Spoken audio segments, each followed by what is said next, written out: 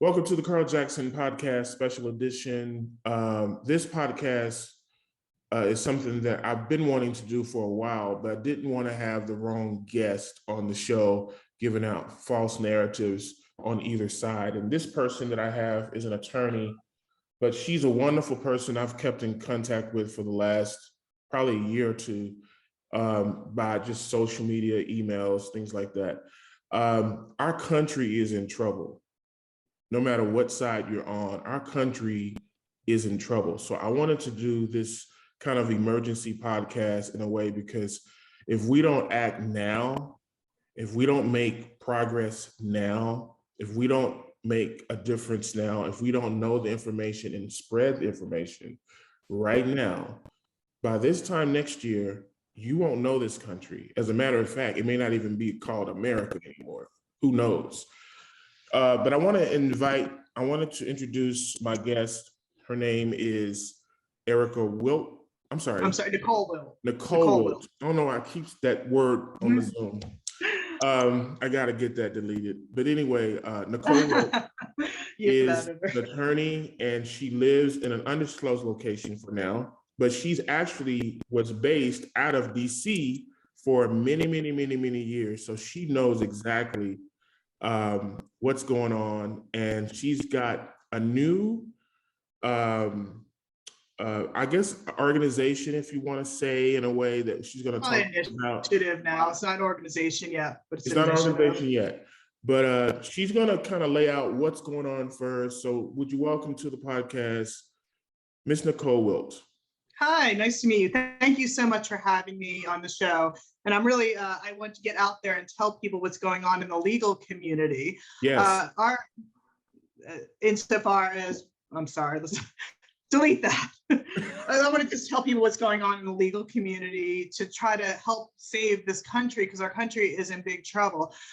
Lawyers traditionally sit in our office and we wait for problems to come to us. We solve problems. Unfortunately, the system put in place has trained lawyers to follow rules that are preset, and we don't question the rules.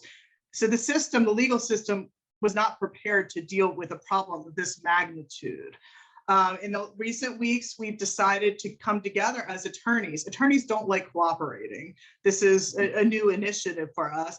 And we're trying to break up the country and sectors in the country. We're focusing right now mostly on the vaccine mandates, because between now and January 20th, about 20 to 25% of the workforce is going to be out of work.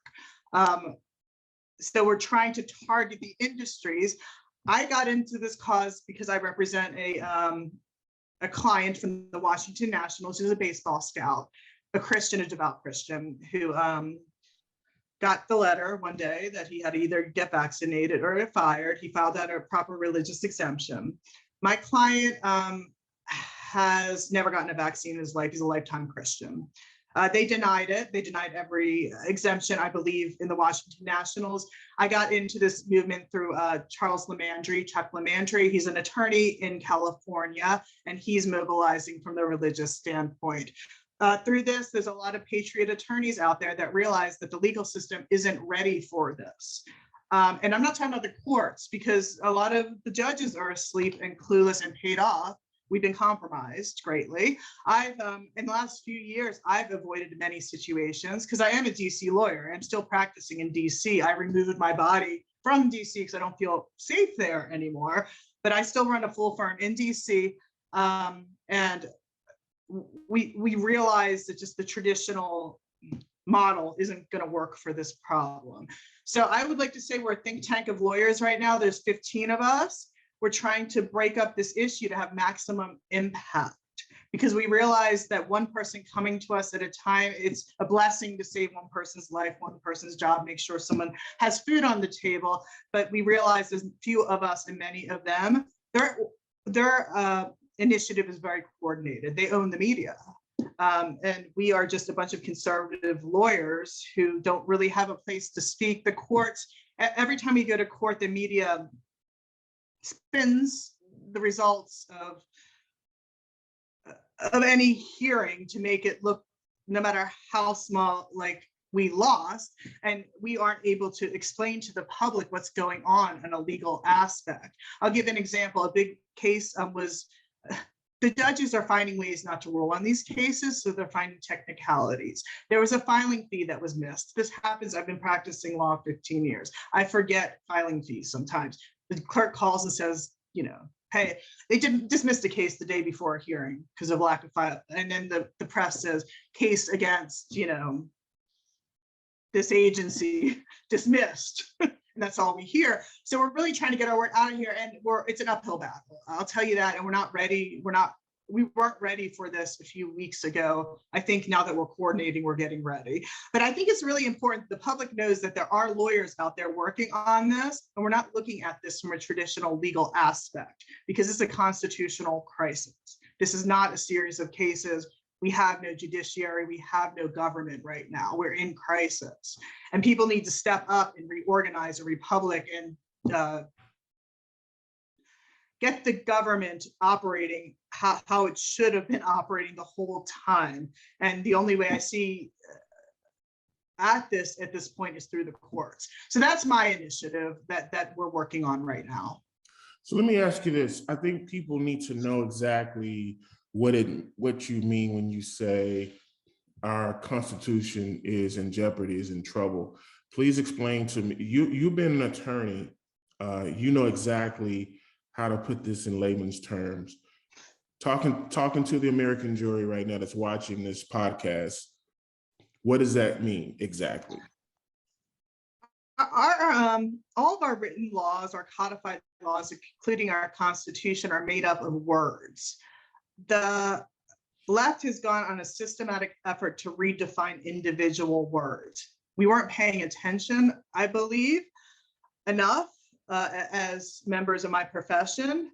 And at this point, we have pieces of paper with words that once meant something, but now each individual word has been redefined and it doesn't have the same meaning. I always tell people my superhero cape is in words. I walk into court and tell the judge why this law applies to my client. For example, why my client has a religious belief and shouldn't get vaccinated. They changed the word belief on us is one example. The standard for sincere religious belief in this country has always been you need to make a statement of sincere religious belief in order to qualify for a Title VII exemption, special accommodation exemption. They're changing that as we speak in the courts, requiring further proof that you're a Christian or you're religious or you have a sincere religious belief. And that's a small example, but it's huge. The CDC, I believe 4 days ago, didn't tell anyone, I don't know if the media is covering this, changed the meaning of the word vaccine. They changed the meaning of the actual word. I have some information on that after the show if you want me to send that to you, because it's a big discussion among attorneys because it came to someone's attention. But once you change the meaning of words, we're powerless to fight this. So when you say that the words, they're changing the definition of words, how are they able to do that legally? Well, the legal system was set up with really big holes in it. I understand as lawyers, we're just taught to follow rules. Rules are just words, and a lot of litigation, and I think this is why lawyers drive people crazy so much. Litigation is really just the redefining of words. If you really break down any legal case, like, okay, this person hit this person, is it battery? Well, what is battery? Battery is, and then you keep on going down smaller and smaller to, did this person do this thing?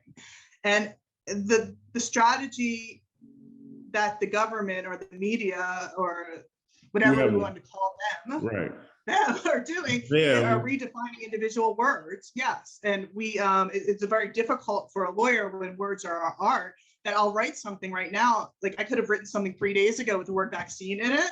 Now the sentence itself has a different meaning because they redefined the word vaccine. What are they saying the word means right now? What are they saying the word means, vaccine? Do you want me to pull this up? I actually have, because this was a big deal the other day. Let me pull this up on my phone. There's subtle meanings, but nothing is subtle. I mean, it's a medical definition. Right. The big debate right now, and I don't know how we're taking this, lawyers are considering refusing to use the word vaccine now. We actually had a meeting yesterday. We said, how are we all, 15 of us agree to just never use the word again? We've had other ideas of what to use, such as gene therapy, but then doctors stepped in and said, I don't know if it's gene therapy. We're like, it's more gene therapy than vaccine. A lot of us are considering just using the word like the physical substance within the needle, because I refuse to let them tell me what's in that needle. Like they know and I don't. I know there's a substance. I know they're putting in someone's body. I'm not going to use their word for that substance because it's not a vaccination. It's not preventing people from getting sick or spreading sick. So why should I use their word? So there's a lot of debate among the legal community. Well, not debate. We're trying to decide on a word to use for vaccination because they keep on changing the meaning, and I'm not going to let them. We're not going to let them do that. Determine our playing field. I'll get you the information. I don't want to look it up while we're on the phone, but they changed it, and to a layman, it might be like a who cares, but to a lawyer, it changes the scope of everything. Now, I heard that in Australia, they're getting ready, starting, I think in January, it might be November. No, it's November 13th, that they're going to start charging families or individuals $5,000 I guess toward anyone that's not vaccinated.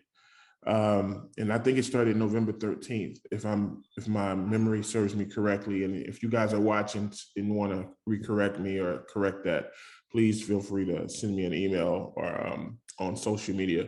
But obviously, taking cue from Australia, that could easily happen here. What can we do as the public to prepare for what they're planning, which we know there's other things that they're planning? What can we do now to counteract that, or at least stop it in its tracks? I'm going to start with the employment context. My background is in employment, and right now I'm dealing with Title VII cases, which are religious exemptions under the EEOC. I'm going to start with that. If you have a job and you're going to lose it, or you think you're going to lose it, you need to document everything. I can't tell you how many clients come to me with, they blocked me out of my email. I never printed my email. I'm like, forward every email to your personal email. I on a daily basis, I have people say that to me. I'm in court and I'll document everything. There are some good templates out there. I can give you a bunch of templates for religious exemption. You do have the right to exemptions from the vaccination. You have the right given to you by the Constitution, medical exemptions or religious exemptions. A religious exemption does not have to be an organized religion. It has to be a sincere religious belief. I'm going to say that again, sincere religious belief. So as long as you can substantiate why you don't want something foreign inside your body, or a body or a sovereign, it's a body given to you by God, whoever your God is. As long as you can state that, you might, if you have a lawyer to help you state it, but it really is important. It's sincere. I have a reason. God is higher than us, and God does not want me to put this in my body, so I will not do it. It's very simple. I do recommend people not to mix the issues.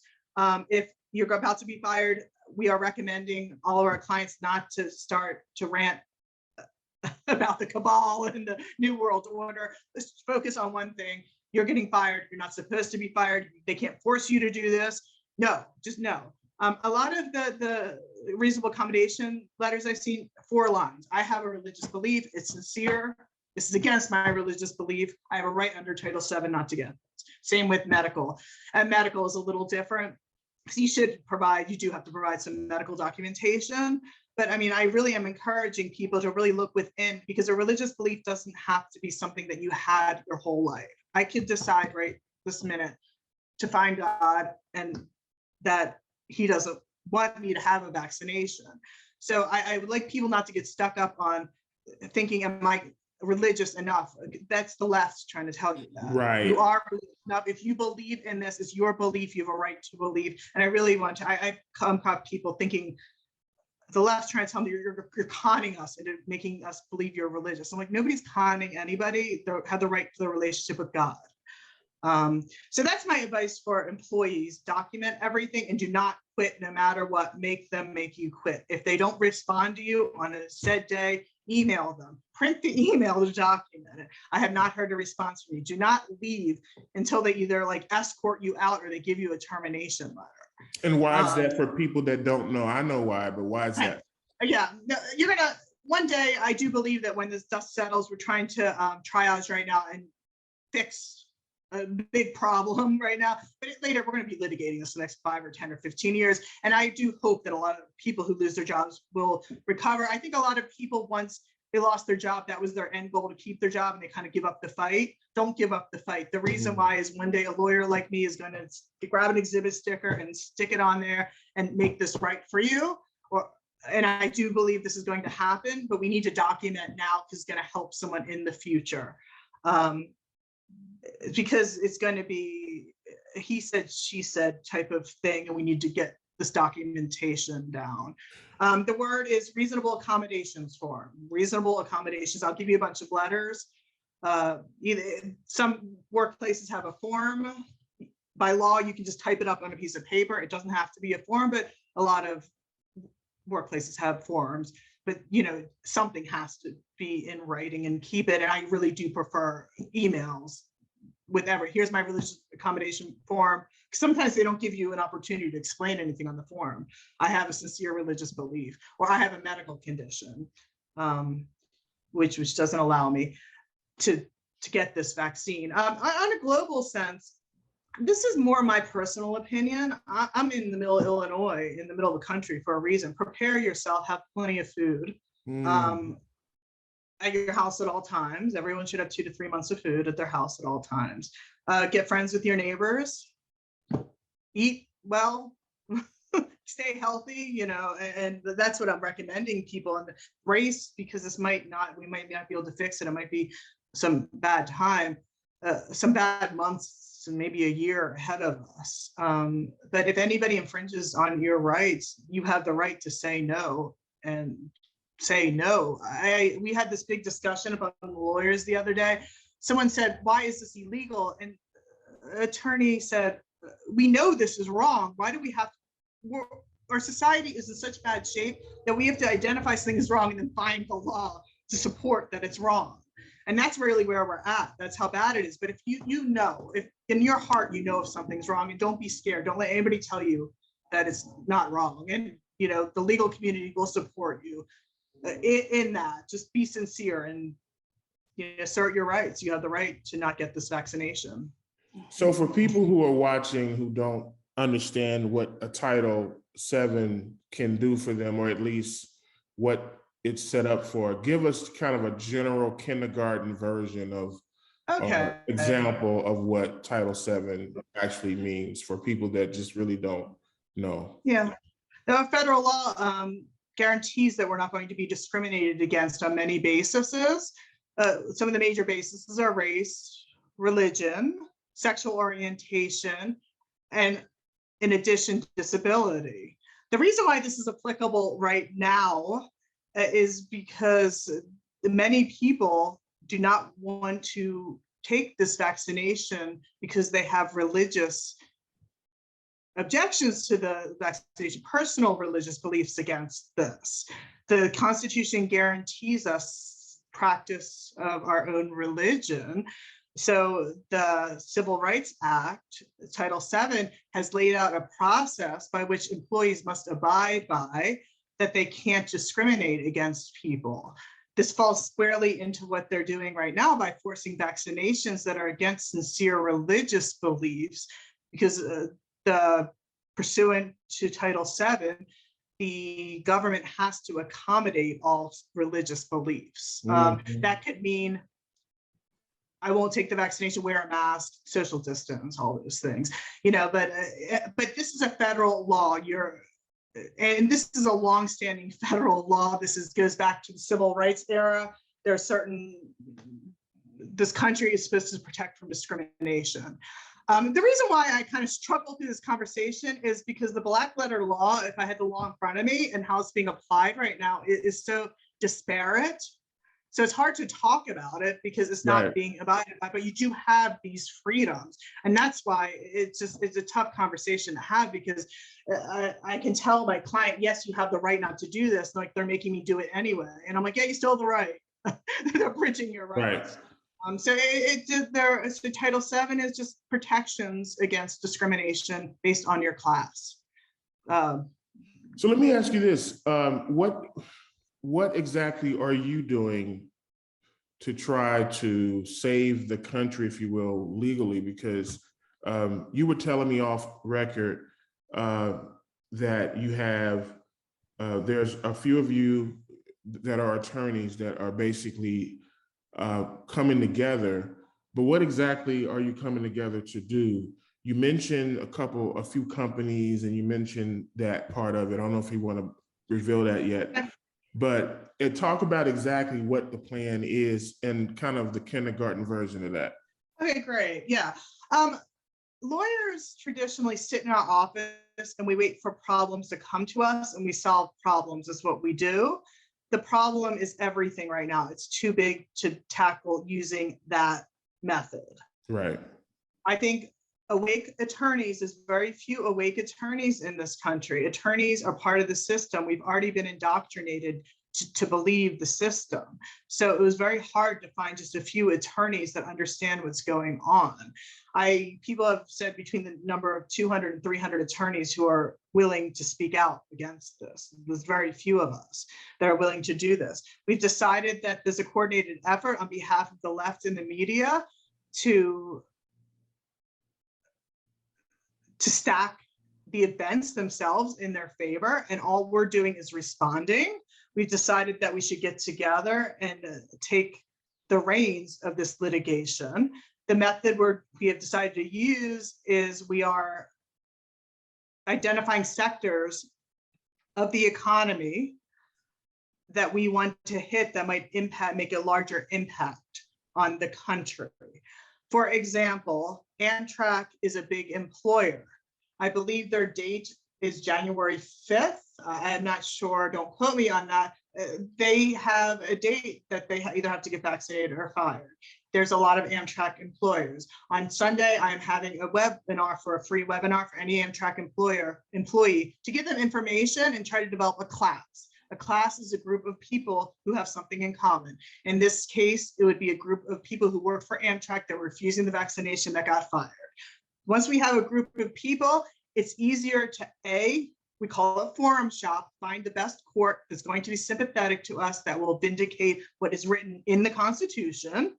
B, find a friendly judge, and C, just mobilize, and we can get more attention and more publicity, if we do this in a coordinated effort. We've decided to split up the country in different sectors, per se. I do know one attorney is very interested in going after the technology sector. Some attorneys want to go after the retail sectors.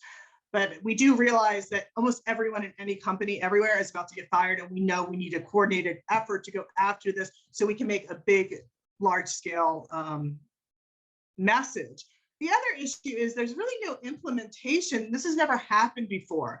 Lawyers follow rules. There's no rules for us. We're making the rules the rules are being made as they go. They call, the law is a living law. It's changing right now. It changes every second. So we're really trying to coordinate arguments, because we're arguing against these vaccine mandates on several different grounds. I discussed religious exemption. There's an attorney really wants to go after for a battery that she believes is a battery. If someone's injecting something under duress, you lose your job or put this in, that would constitute a battery under the law, and I agree with her. There are several GINA statutes, G-I-N-A. Take that out. Can you delete that? That's going to get way complicated. I'm trying to keep this to your level, Carl. Not a legal level. So I'll keep talking.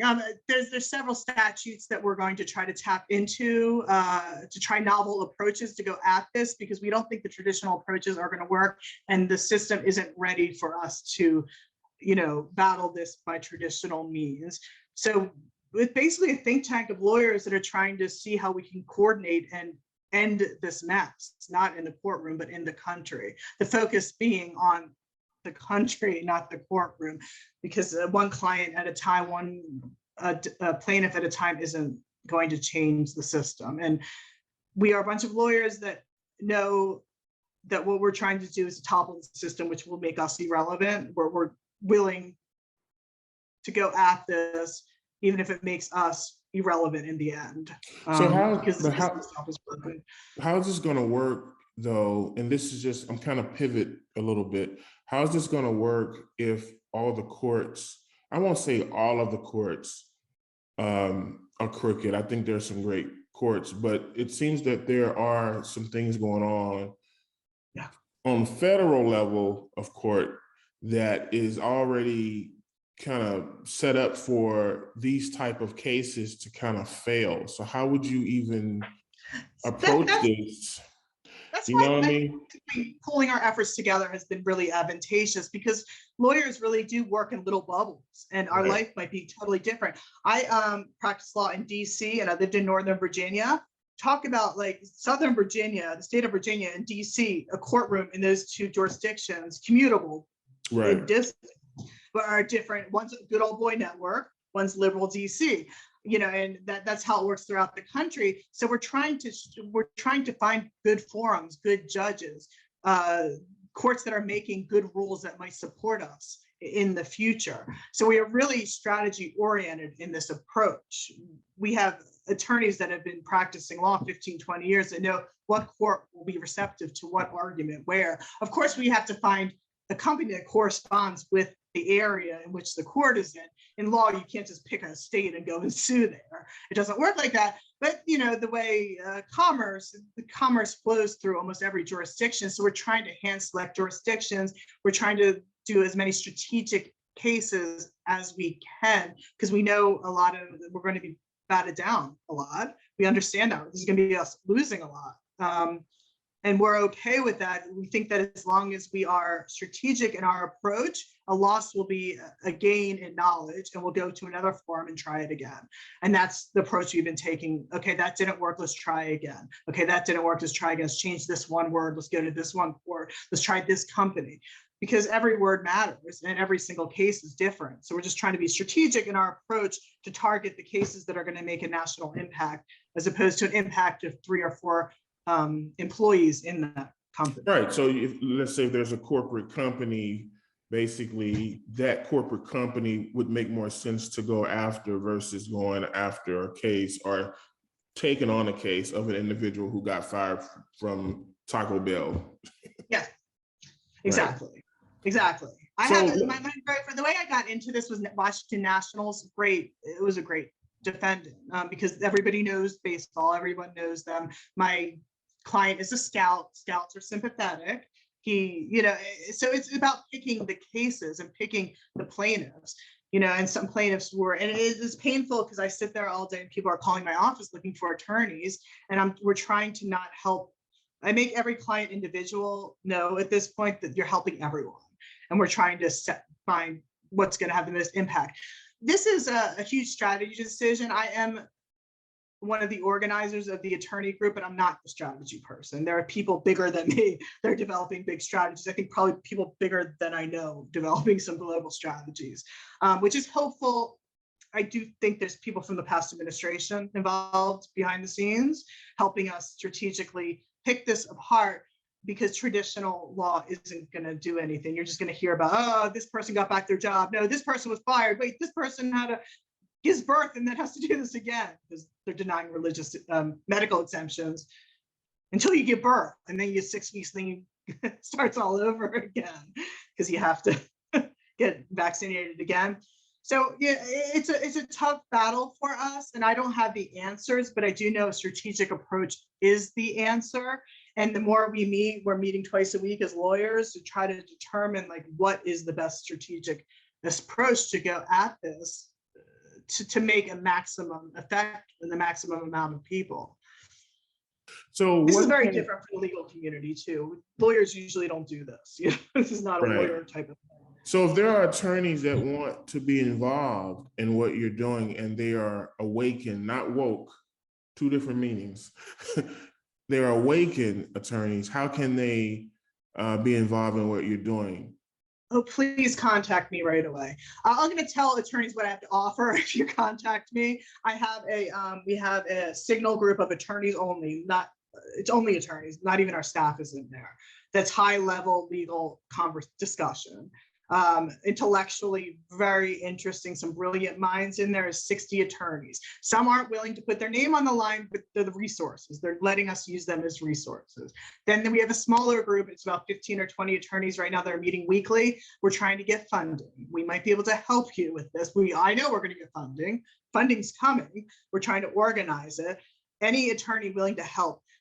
In my attorney group, 3 people, we were in a Zoom meeting, 2 people were holding babies in their lap while we were doing this. These are mothers, mostly mothers fighting for our country. These are not high, we're people who went through law school. A lot of us felt jaded because we got in the system and realized that it was really messed up and we were contributing to a great many ills in this country. I was about to quit being a lawyer. I was going to start writing because I realized how bad the system is.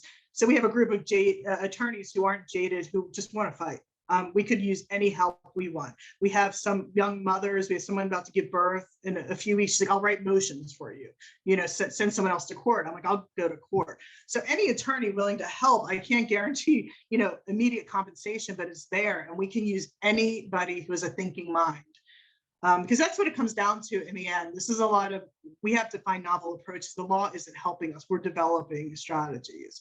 And it's really showing the brokenness of the system because it shouldn't be like this. We're identifying what's wrong first and then finding laws, to support why something's wrong.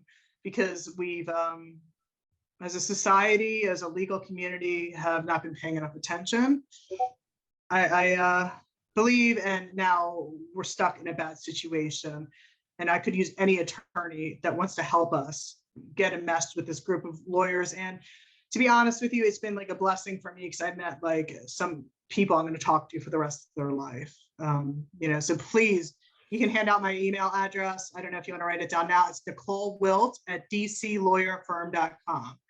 NICOLEWILT at D as in doctor, C as in cat, lawyerfirm.com.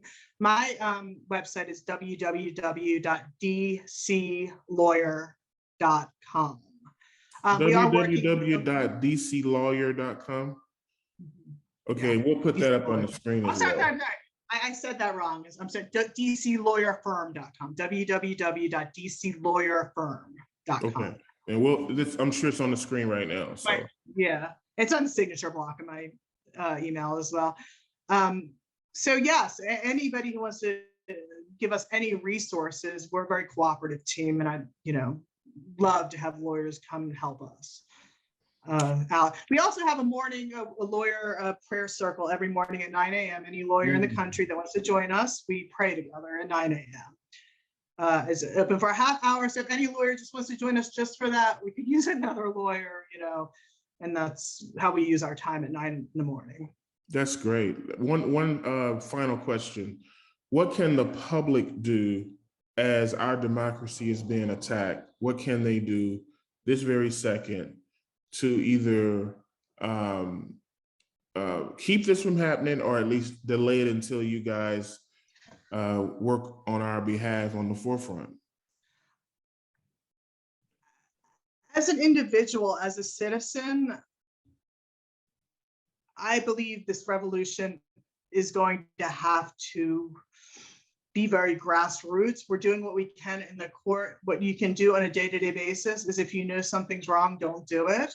It is very fundamental. I've walked through airports all the time. I'm the only person, I call it mask naked, but I'm always the only person showing my lips. And I'm like, well, I know more people don't believe in this. Why am I it? I haven't gotten arrested yet. Like I'm here, nobody arrests you. You can take off that mask. Nothing's gonna happen.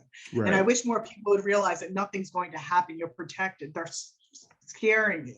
More people that stand up, the easier this is going to be, because lawyers can't save you. If everyone just takes off the mask and says no at the same time, we could end this. So I would really stress that you stay around other awake people and realize that if you know it's right, it's right. Don't doubt right from wrong. Pray to God. God will tell you what's right, and do what God tells you. And the repercussions might not be as scary as you think they'll be. Because I do believe that the media is telling us that we're in a lot more legal trouble for not abiding by these mandates than we actually are, and people are scared. So stick up for yourself, just stick up for yourself. And please, like, the thing that I can't stress enough is document everything that happens to you. If you think something wrong is happening to you, if you think someone's infringing upon your rights in any way, shape, or form, or you feel coerced into doing something, get out a pen and paper for me and write it down and keep it in your bedside drawer, because you'll never know when a lawyer will need that, and document everything. Print out if you're having problems at work, please start printing things out and keeping them in a folder, because it might seem helpless now, but in the future, that might be invaluable documentation. You know, I want to just say this too. I want to thank you on the behalf of the American people that don't know to thank you, because if it wasn't for you and people like you, we would be in trouble. And I just think that if we have more people like yourself, who's out there on the forefront, which is why I put you on the podcast, which is why we're gonna make sure the network plays this over and over throughout the holidays, because I think it's important that people understand that you are, you're risking your life, your livelihood to do this. Like, this is not a game to these people. These people are very sadistic. They're very, I hate to say the word evil, but that's really what it comes down to. They're evil. And so to stand up to Goliath, if you will, to be the Moses in the wilderness crying for your people, the American people, and not just the American people, really the world, I have to say publicly thank you, because it's not that many of you who are knowledgeable of what they're doing out there in the forefront. I mean, I'm sure there's plenty that would like to be in the forefront, but they're just afraid. They don't want to lose the big house. They don't want to lose the money. You know, they're just kind of go along, get along gang, as I like to say. But thank you, because we need more voices like you. And as your thing progresses, as what you're doing progresses, please come back and talk to us about it, because I think that it's important that we do this. I think it's important that we have this dialogue. I think we are on our own. It's almost like expecting the oppressor to save us. The oppressor is never going to save you. Almost every lawyer I talk to, we all feel powerless in ourselves, and people don't understand that we feel very isolated as well as lawyers, because we don't usually talk to each other. Lawyers go into court, we're lone wolves. We really are as a profession. I have an incentive I make a lot of money, and I can make a lot of money if I wanted to. I have an incentive for status quo. Right. So any lawyer, I'm probably destroying my own profession and what I'm doing, which is okay, because this legal system needs to be toppled. It's not working. Right. It's very corrupt. It's not working. But I think a lot of attorneys, you have to be very self-interest comes first right now in society, and it's not in very few lawyers' self-interest to speak up and to fight against this, because I do know that I'm a DC lawyer, female lawyer in DC and in liberal jurisdictions like that. White female lawyers can't be conservative. We're right. I'm a demon. I'm a demon. I don't know what else to say. Like I'm called because I'm expected. DC lawyers my age, my demographics are liberal. We're not. There's not many. You are the poster child of the Me Too movement. You're liberal. Like, that's it. Yeah, and you get, and a lot of attorneys I know are getting, like, I don't have many friends anymore. Right. But I may do friends, but we're expected to be liberal. We're supposed to, so I'm considered the devil, really. Right. I know you get a lot of slack for people accusing you of racism. I get it all, and I'm like, I don't even know what you're talking about. Right. Like, this is like nothing to do with anything. Let's move on from that. So I'm getting a lot of backlash, and so are other attorneys getting it. I am very blessed that I am at an area in my career that I don't care anymore. Right. I'm successful enough. I don't Right. care. I've decided to simplify my life and move to the country. I'm on a farm. I don't want money anymore. I'd rather go off grid, Right. you know, raise some. So I'm really blessed that I have the experience and I don't have much to lose. So I mean, anybody who steps up is a sign of courage to step up against this, because we're demonized. Demonized. So before I let you go, I meant to ask you about this earlier, and I just totally slipped my mind because I was so engrossed in the conversation. The Constitution was founded to protect the American people. It seems like Texas is doing a really amazing job, and I don't know about Florida. I'm hearing great things about Florida, but it seems like Texas is really, really going to, they're kind of leading the way to a certain degree with protecting people's rights. What exactly do you think Texas should be doing for the people that are living in Texas? This is strictly for the state of Texas. What should they be doing to protect that and to make sure that continues? Because I'm sure they are a target. I haven't thought about this yet. I caught you off guard, huh? That's what I do. I stay away from politics in general. I'm very frustrated. I went to a very conservative law school. I went to Catholic University of America. So I have a classic legal education. A classic meaning like probably 400 years ago. I have a classic, but we're not taught like that. And I was taught about federalism, and this could be a whole other podcast. The problem is, when I was taught in law school and then I looked outside my law, I'm like, something's wrong, because what we're being taught in the books, it should be, we're federalism. Every state should be able to do that. I'm very afraid because the federal government has too much power anyway. Go Texas. I'm so proud of you. Keep doing it. Be our renegade. My brother moved to South Carolina. I know a bunch of my lawyers in my group are Florida. Good job. I don't know how they can keep it up, because the federal government scares me, terrifies me. And this is why the founding fathers wrote the Constitution. That's why they wrote it, right? That's from the federal government. Exactly. It was the federal government they were afraid of. So Texas is doing what they were supposed to do. This is how it was envisioned. The founding fathers envisioned Texas at times of these, because the founding fathers envisioned this happening. Right. Why do you think they set it up? Yeah, that's why Texas they set it up. is a model of, hey, this is what should be done. I don't know how they maintained it so well. They've been a little separatist.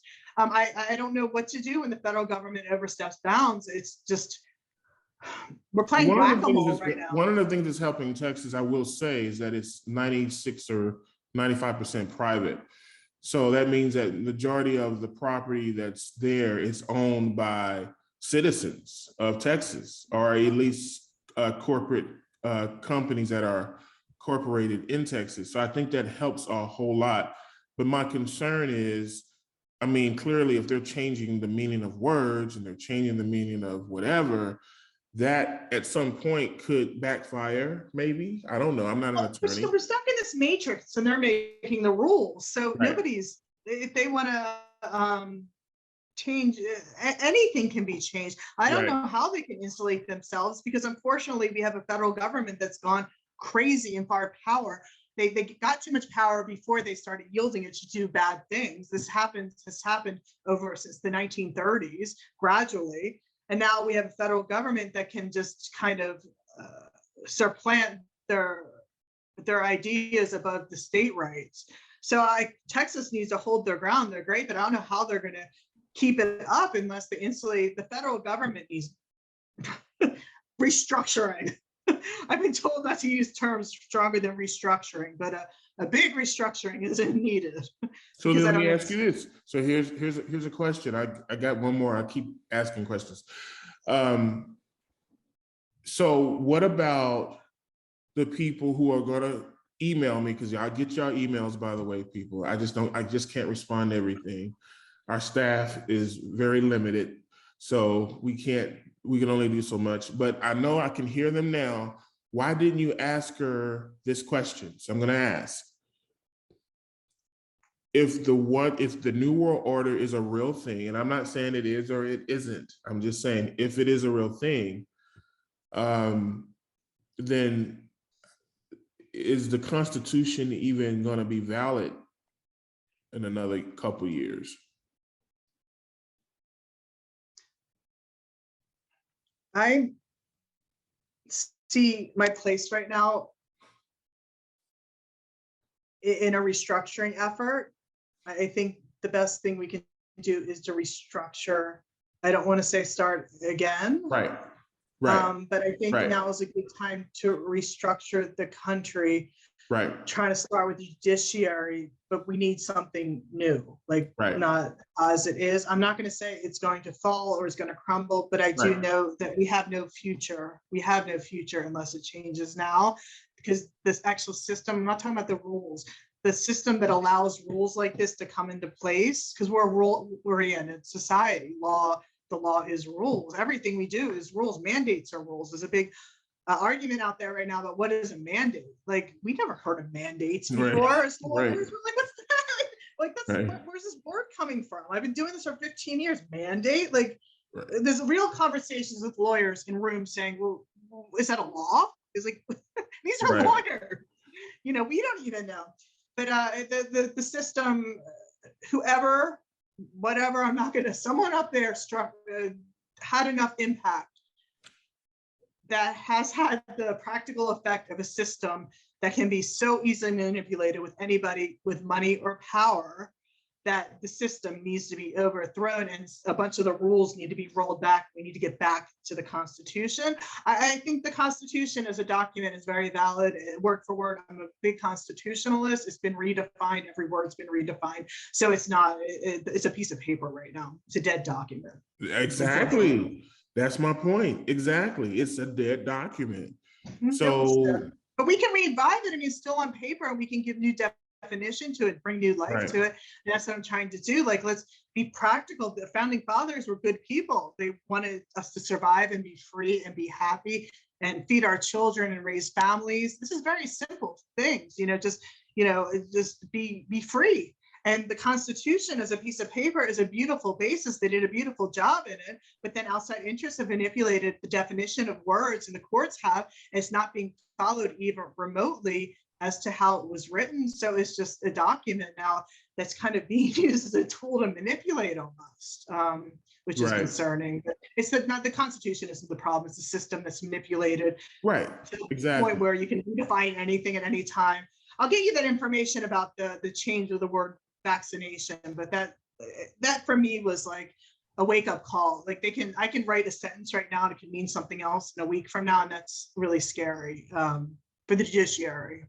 Yeah, well, what they're doing is they're changing the rules as they go, because if the people react a certain way, then they just change the rules again to make it fit their narrative. But it's not changing rules because that's obvious to the general public. The changing of rules is obvious. Right. And but the changing of words isn't. And people, like, I don't think people understand how important one single word, people have gone to death. I'll rephrase. They're changing the words as they go. Yeah, it's bigger the than definition of the word. Yeah, exactly. We're going deeper. They're getting deeper and deeper and deeper, and they're getting really fundamentally to changing reality. They're changing reality. They're changing and how things are, and affecting people's lives. So I don't know the big solution, but I do know that the legal community knows there's a big problem. Right. We need some kind of concerted effort. I don't think the solution is in the courts. I'm a lawyer. I'm doing the best I can because this is what my skills set is. I see this as an opportunity to meet with other lawyers who might be leaders, natural leaders. I think we need natural leaders right now with good values, family type of people that can set this country straight and wind back a little the destruction that's been done. And we need the public to stand behind these leaders and the people that got their best interest at heart, which is hard for a lot of people to know who's who, because there's so many corrupt We people. need to take back the media. We need to take back the media. Number one. That's exactly. I can't do anything. You take back the media. I can do a lot more for you as a lawyer. I'm good at winning cases. I'm good at arguing cases. Right. But until you get, I'm talking to you so people can listen to me. I'm unable to talk to the general public, which is Right. why I'm being so adamant about being on shows. People need to hear me. Right. Because if you edit me a certain way, or it's easy to manipulate. And Right. that's one of the big problems. The media, it all starts and ends with the media. Yep, So thank you for absolutely. doing what you're doing, because it's you, not me, that's going to fix this. Like lawyers like me, we're treading water and we're trying to gauge out leadership skills, I think, right now, and see who knows what and who would be good at what. I see a lot of that going right now. Like what can we fix? How can we fix this? Well, since I'm the king of media, anytime you guys want to come on any of our shows that are informative shows or news shows or even this podcast, please don't hesitate to call us, because we definitely want the public. I've made it very, very clear that I'm a conservative. I've made it very, very clear that I'm for American rights. I've made it very, very clear that I wasn't a supporter of anything that was liberal. Or I don't even think liberal is even liberal anymore. I think it's now just kind of leftist. It's just went so far the other way. Because I have friends that are liberal and they're even going, wait a minute, this is like crazy. I was liberal. I'm a lifelong liberal, actually. Until a few years ago, I was a lifelong liberal. I was a regular. I slowly pushed me aside. And then when I realized everything was a lie, I fell off. Yeah, I was born liberal, voted. I actually campaigned for both Obamas. I was, I just got out of law school. Obama won. I campaigned for him. I'm not a lifelong conservative at all. I don't even know if I didn't like talking politics. This is about truth. This is about truth. And yeah, love, I think, and right and wrong. This is very fundamental. Absolutely, and I think that I think that's going to probably happen in the new world that we're creating now in this very timeline, and that is there will be no more conservative and liberal. It'll just be truth and freedom and thought-provoking intelligence. And we're going to all kind of see it the same way at this point, because we're kind of starting to realize that this whole thing, the system as we see it, has been really set up for the majority of people to really just stay in a systematic matrix, if you will, where you're just kind of going along with the rules. And everybody was fine with it until we saw the demon behind the curtain. And that's what we're seeing right now. We're seeing the demon behind the curtain, and it's not pretty. That's what happened to us. We didn't see it changing until it affected us negatively. Yep. So we cannot fix this without changing the system, because it can be done again. I see a lot of the attorneys that I'm a writer as well, and a lot of us are writers as well. And we're trying to write things so someone reads in 100 years from now so they can see what happened, because people don't know what is happening. It's going to be spun. So another thing that lawyers are trying to do is document that we're in trouble.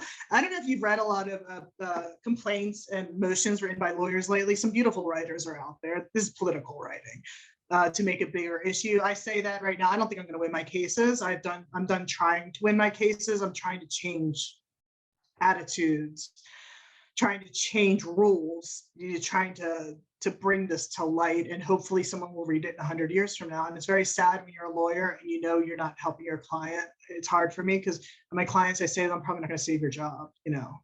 Like this isn't.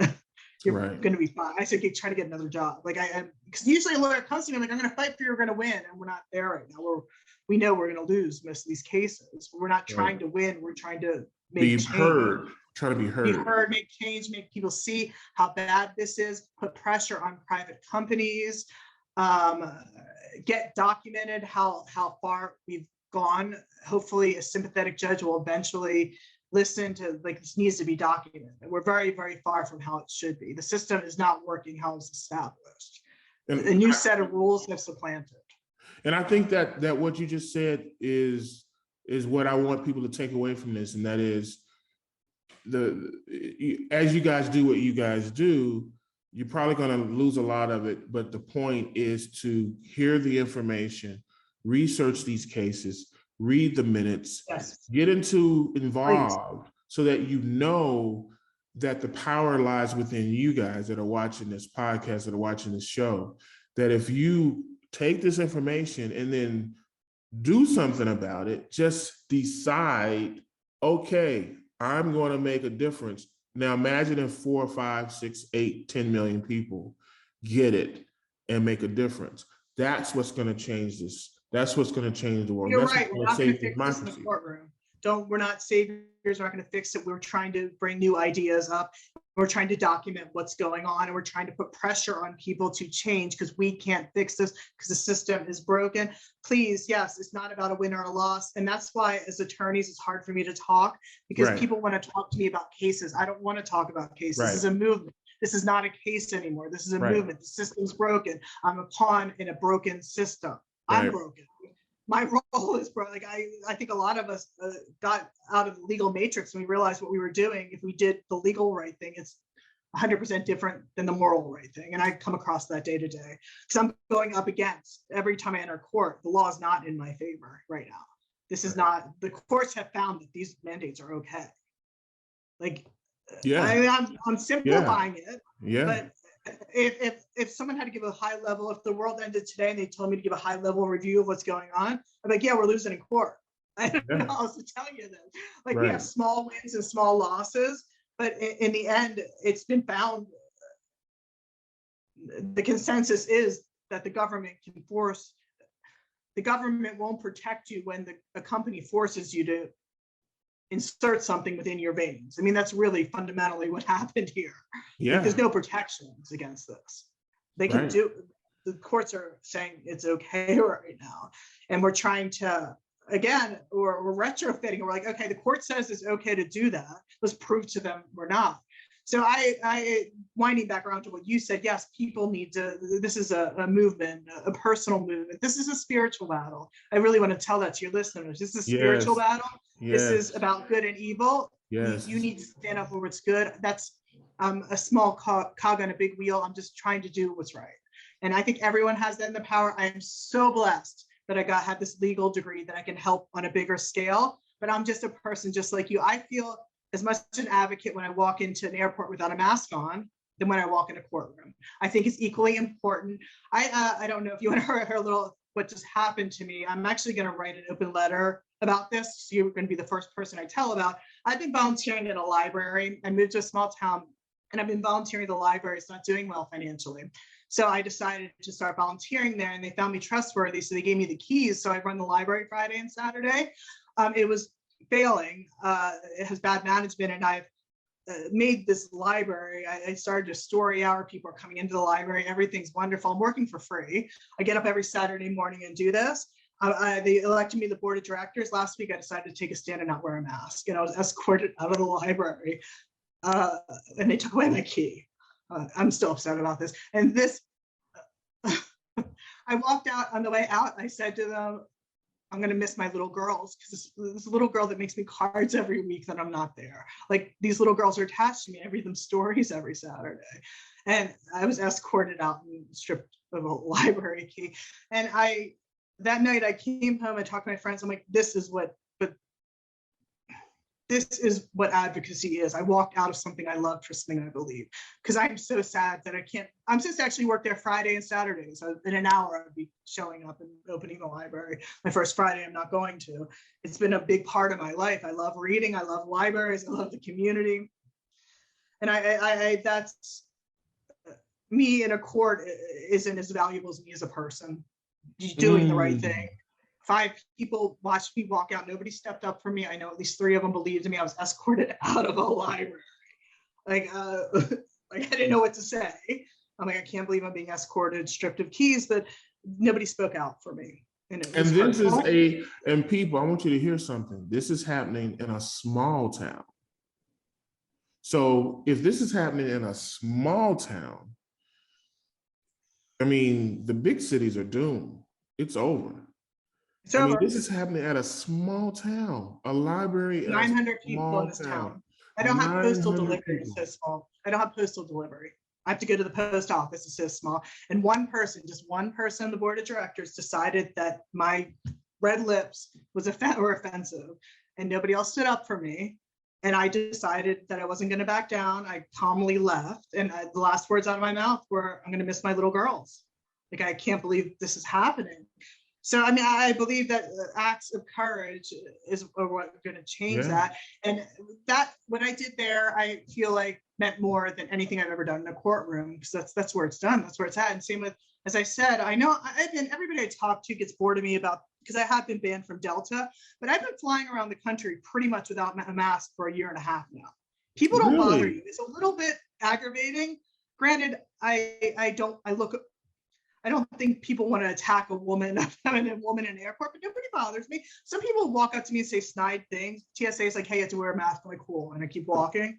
You know, I don't get mean or argumentative, but I walk around without a mask on everywhere I go.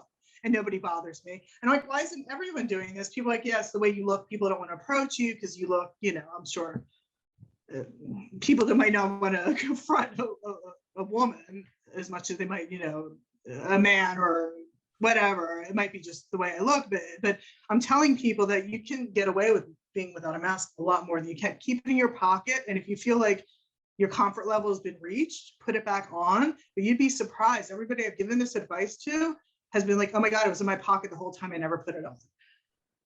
Right. It's hard, it's scary. How are you able to do it on a plane though? Because so when I get on a plane, I usually put it on my chin. I eat gummy bears during takeoff, and then they warn me once I take off. Gotcha. But then I take it off. When I'm walking around the airport, I didn't keep it's on my purse somewhere. I'm not going to put this damn mask on. Nobody bothers me. I don't understand why people are just abiding by these rules. You don't have to. It's very uncomfortable. I remember I did it the first time I went mask free was about 1 year ago, and I was terrified. People were staring. I was the only one. But it's a camaraderie too, because I ran into a family, a mother and father and 2 kids without a mask on. It was only us 5 in O'Hare Airport, Chicago O'Hare, one of the biggest airports in the world. And I was it. I'm walking around like smiling at people, and I'm like, why aren't more people just, you know, take it off? You're fine. Nobody's gonna. I'm not in jail, and I'm willing to go to jail. I've said that before.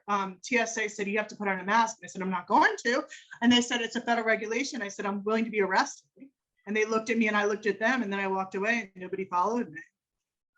So. Wow. It's easier than you think. Nobody knows what to do. That's what I always say. I said, I'm willing to be arrested. I understand it's illegal. I'm a lawyer. I know what the law is. So I think people approach might be everything. I am calm in my non-compliance. I encourage people to be calm in their non-compliance, but don't comply. As much as you can, don't comply. Every time you walk out of the house with a mask on, it makes a point to someone. I don't know about your state. I'm in Illinois right now, and Pritzker, I'm in the middle of nowhere, but Governor Pritzker messed up our whole state. He's horrible. And we still have indoor mask requirements. Oh, wow, I didn't know that. Wow. That's why I got kicked out of the library. Yeah, we're still, I'm like, we'll just take it off and see what happens. Try it. So, I mean, I think that there's a lot of courage in little acts like that. And if one person sees you without a mask on, they might take off theirs and they might take off theirs. And then we can have some power here, because the power is in the people, not in the courts, not in the government. It's us. We're stronger than them. There's more of us than them. So basically, let's go, Brandon. Yeah. Let's go, Brandon. Let's do that.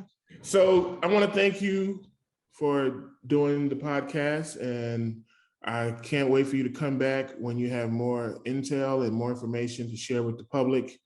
And thank you for doing the podcast.